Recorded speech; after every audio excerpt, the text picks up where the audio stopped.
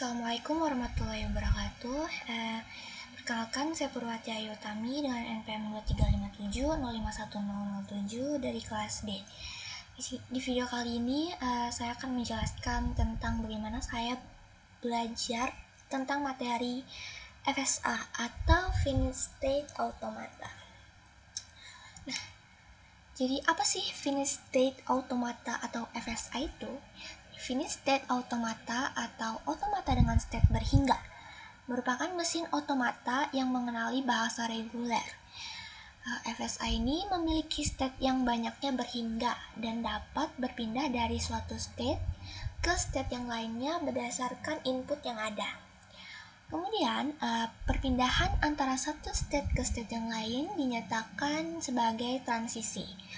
Nah, tetapi FSA tidak memiliki tempat penyimpanan yang banyak. Jadi, kemampuan mengingatnya atau kemampuan menampung dari state-nya itu terbatas gitu.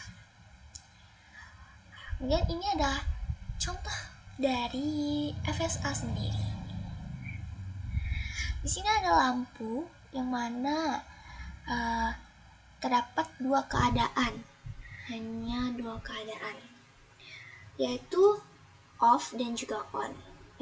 Yang mana ketika lampu ini ditekan menggunakan tombol pastinya, lampu ini dari off akan berubah menjadi on. Dan ketika lampu ini on dan kemudian ditekan lagi, lampu ini akan berubah menjadi off. Nah, bisa disimpulkan bahwa FSA ini merupakan hanya bisa dua keadaan saja, yaitu off dan juga on. Seperti contoh lainnya itu pintu mungkin. Jika pintu itu ditutup, maka pintu akan tertutup. Jadi kalau pintu ketutup, nggak mungkin pintu itu bakalan kebuka. Nah, ini FSA ini dinyatakan dengan 5 tuple, di mana terdapat himpunan state, himpunan simbol input, fungsi transisi, state awal, dan juga state akhir. Nah, di sini ada contoh lagi untuk FSA, yaitu vending machine. Nah, di sini ada diagramnya. Terdapat dua keadaan, yaitu genap dan ganjil. Nah, genap dan ganjil ini merupakan state-nya. Kemudian terdapat busur ini. Busur ini merupakan transisi, yaitu perpindahan dari state ke state yang lain. Kemudian di sini ada busur tanpa label atau tanpa state, yang tanpa label maksudnya merupakan state awal ya, state awal atau awal mula dari FSA ini. Kemudian ini transisinya. Jadi ini transisi dari genap ke ganjil, dari genap ke genap, dari ganjil ke ganjil, atau dari ganjil ke genap.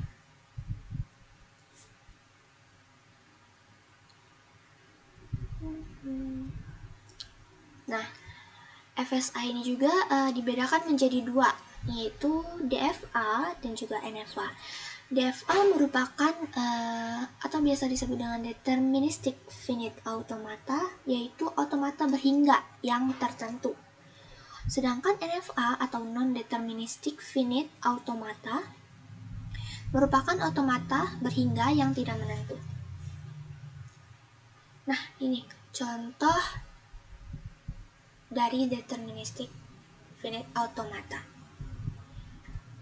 Deterministic DFA itu merupakan suatu state yang ada tepat pada satu state berikutnya untuk setiap masukan atau input yang diterima.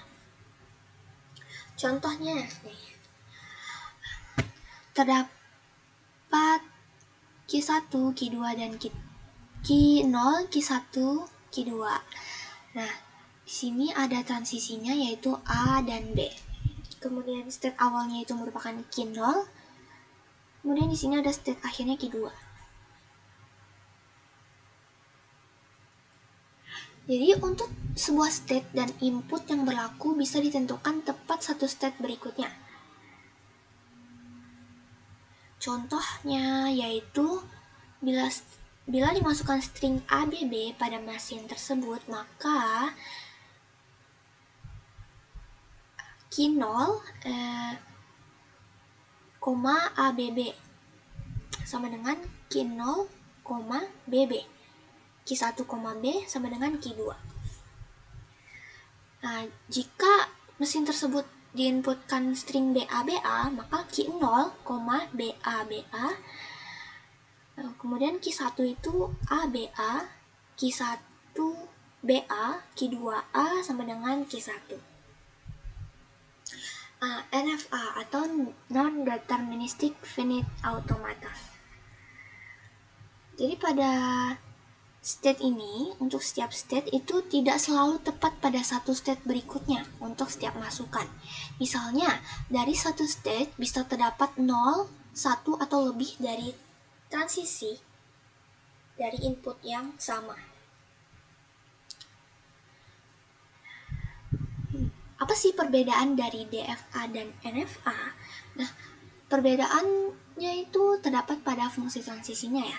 Jadi kalau DFA itu adalah untuk setiap pasangan state dan masukan selalu tepat pada satu state berikutnya. Tetapi untuk NFA, setiap pasangan state dan masukan bisa memiliki 0 atau lebih state berikutnya. Jadi bisa lebih dari satu. Kalau DFA itu hanya satu state. Kalau NFA bisa lebih dari satu state. Atau bahkan bisa tidak memiliki state. Itu tadi penjelasan tentang FSA atau Finite State Automata. Saya akhiri. Wassalamualaikum warahmatullahi wabarakatuh.